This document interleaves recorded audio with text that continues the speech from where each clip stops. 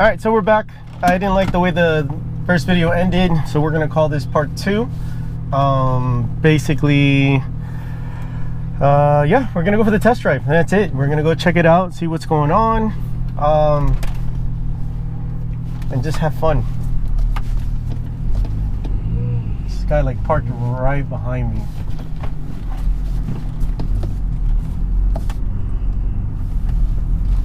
But yeah, like I was stating, guys, my name is Nick. Welcome to my channel. We'll call this part 2. I didn't go too much in depth because I didn't write like a script or anything, so I'm a little out of place with everything. So let me just start from the very beginning.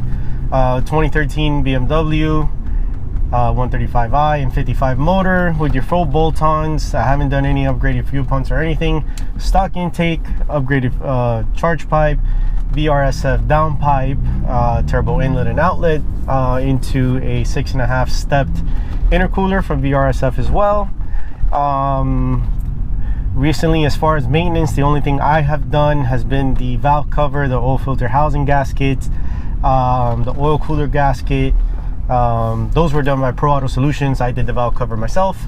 That was a pain in the ass. I did the oil cooler thermostat gasket. That one was pretty easy because it was right there, very accessible, but I did not want to invest time in the we'll call it the OFHG, oil filter housing group, or yeah, my dyslexic ass. Anyway, so yeah, so going into preventive maintenance, just 2 oil changes is what it seemed with me. I bought the car with 94,000 miles. It currently has 395,000, and it's been an absolute blast these last 10,000 miles. It saw its first oil change in the first 5,000 miles, and then I did the oil change again after 3,000 miles, and I'm gonna start keeping it at 3,000 mile intervals just because it is more performance based. I'm on an MHD 2 Plus E30 tune. It's an absolute rocket for stock turbo. If I were to guess how much power I'm pushing, I'm probably somewhere in the lowest 365, 370 when it comes to wheel horsepower. Upper, I maybe around 385. I'll be lucky if I see anything around 390 horsepower, wheel horsepower. When it comes to torque, I'm pretty sure I'm in the 400s. I wouldn't know what to tell you. I know MHD tells you one thing, but it really all comes down to factors like ambient temperature, your car's timing, whether the E30 mix is a good E30 or if it's like an E20 or an E10 or something. I don't have a flex fuel sensor or analyzer. That's one of the things I may lean towards, but I'm also hesitant on because I don't know if I want to continue doing the e-mixes and just kind of stick to your traditional pump gas and just put power out from there. For me, it's easier just to just grab and go, you know, instead of having to figure out the math. Call it lazy, call it what you want, but that's just me. We're driving the car to basically give it a good little warm up. It's almost warmed up, and then we'll do a few pulls.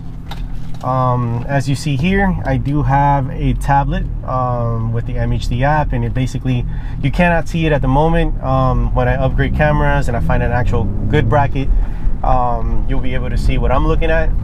All it's showing me is my intake temperatures, your boost target, your air fuel ratio, torque at the clutch, oil pressure, oil temp, and my coolant. Those are my most important to me gauges. As far as timing goes, I've run a few logs. I haven't seen anything crazy or wonky with timing, so I'm not too worried about that. I've been pretty consistent with how I mix gas. Like I said, I don't know if I have a true E30. I know that this tank in particular has been pulling a lot stronger than the previous tank of E30, right? So yeah, going into if this car has ever left me stranded, it really hasn't. It's been an absolute beast of a car. I test the limits almost every fucking day that I drive the car. My friends can vouch saying that I am a menace in my car. It's just so hard not to like just put the pedal to the floor. Like the car just loves being pushed, you know. So yeah, I do, and it enjoys it. It's like I said, it's never done anything crazy or wonky. It's never left me stranded. It's never broken down or leaked anything crazy. I mean, I've had the valve cover leak, and that was about it. That was as much as I got. And then obviously with time, the oil filter housing group started leaking, and that got taken care of. But if you think about it, it took 100,000 miles for it to finally leak. To me, that's a good statistic. It kind of shows that, you know, in some cases you get really lucky and you get a car that's durable, and then previous owners take care of it really well. So it kind of shows in the mileage as it goes older. I think for now, considering everything I have done, I'm probably good for like another, the way I drive it, maybe I'm hoping 30,000 to 50,000 miles, you know, before anything else starts leaking like crazy. I've done the Mickey Mouse flange. I've done the hoses, vacuum lines. The clutch literally just went out at 100,000 miles, and I installed, actually I didn't install, I say I installed because I took it to get installed, but Pro Auto Solutions down in Cutler Bay in Miami, they installed the 550i clutch. It feels a little bit more rigid, and you can definitely feel that it bites a lot harder. It snags really well. It's just very responsive. If I step on it, it goes. There is like no hesitation whatsoever. When I power shift, or if I, and I say power shift because I have the no lift shift feature on, so it allows me to do power shifting without putting any strain on the motor or on the clutch. It goes. See, I'm trying to think of what other things I've done. Let me see. I mean, I'm on stock intake. If you want to call it full exhaust, it kind of is. It's just your VRSF downpipe into the stock resonator piping that breaks off into quad tips. So dual tips in the back that are quad. And it's I think from the resonators to the back, it's 3 into 2.5, and it sounds great. It's just why you can't really hear it much inside the cabin. If I were to put the window down, which I will, you'll get to hear just how much fun this car sounds.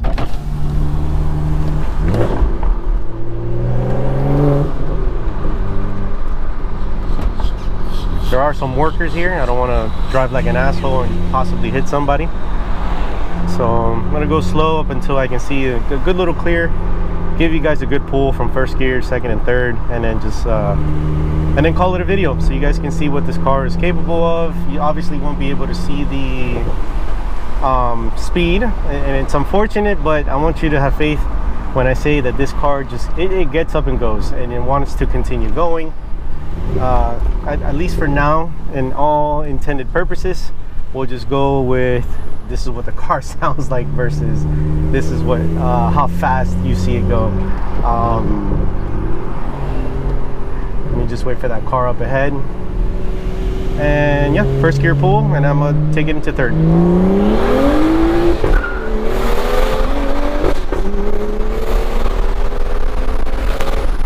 That was the end of third. That was 90 miles an hour. Not the end of third. That was about 5,800 RPM at 90 miles an hour in third gear.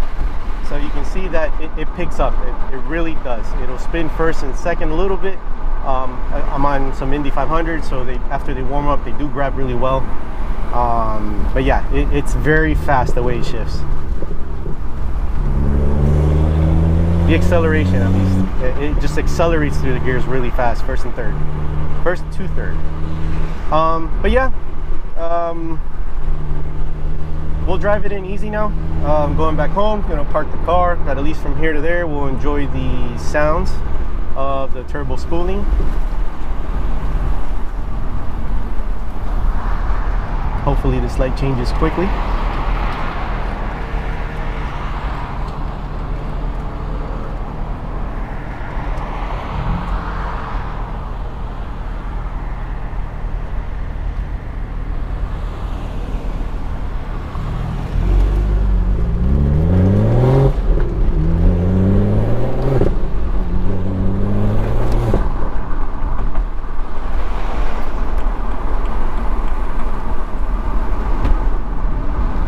Go through the gates.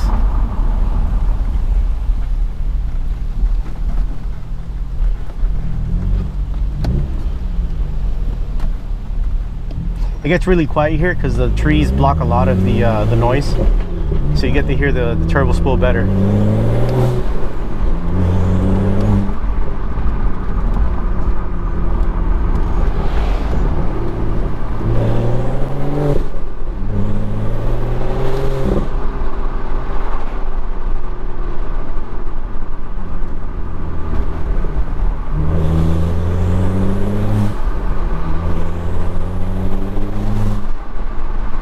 It just sounds so good. It sounds so good. You always want to stay in boost just because it just sounds great.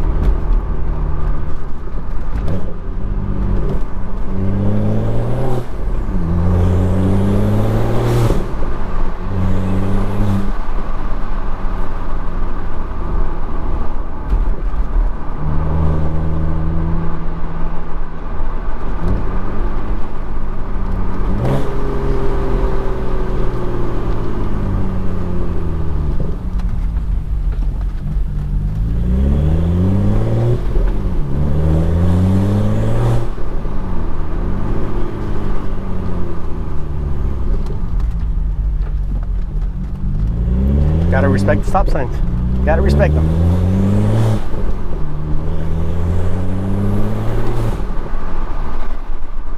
And yeah, we'll cut the video off here, guys. I know some of you guys want to just speed up and just listen to sounds and see how fast it goes. This video was not intended for that. I really just wanted to talk about the car, give you guys a quick intro of what my goals are with the car, and that's basically to track it and optimize it as much as I can without doing any internal work. I will look into possibly the Schwenk, I hope I pronounced that right, the Schwenk or Schwenk 55 Plus Turbo, the one that comes with the manifold. I'm looking to do that, upgrade to a B58 fuel pump and a Walbro 450 low pressure fuel pump, and hopefully that puts me somewhere in the it's kind of tough to say, but if I can get 450 to 500 wheel horsepower, I'll be very happy with it. I think that's as much as I want to put down on the track that I can efficiently use without spinning out, and without being considerate to others. You know, if in the future I do want to look for power, maybe that'll be a thing, but at least for now I just kind of want to track it. I want to have fun with it. Let me show you guys what my, we'll call it the cockpit, looks like. And this window, I swear this window is like super picky. Let me unclip you guys here. Let me show you guys what I look at.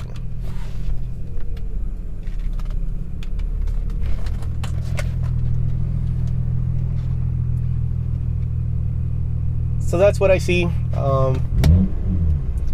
when it comes down to when I'm going through the gears or just driving normal. I get to monitor the car completely. No codes, not trying to jinx it, you know, but I've been code free for 10,000 miles roughly. I think I had the TPMS sensor that was mad annoying, but it went away. I got it coded out. I feel like old school way of monitoring your tire pressure is the best. And yeah, guys, I hope you guys enjoyed the video. This is just part 2 of the intro of the car, and I'm hoping for next video to have a little bit more content in regards to DIYs, maybe some pulls on the highway. I got some really good close friends of mine that are always looking to kind of not drag race, but kind of just do some rolling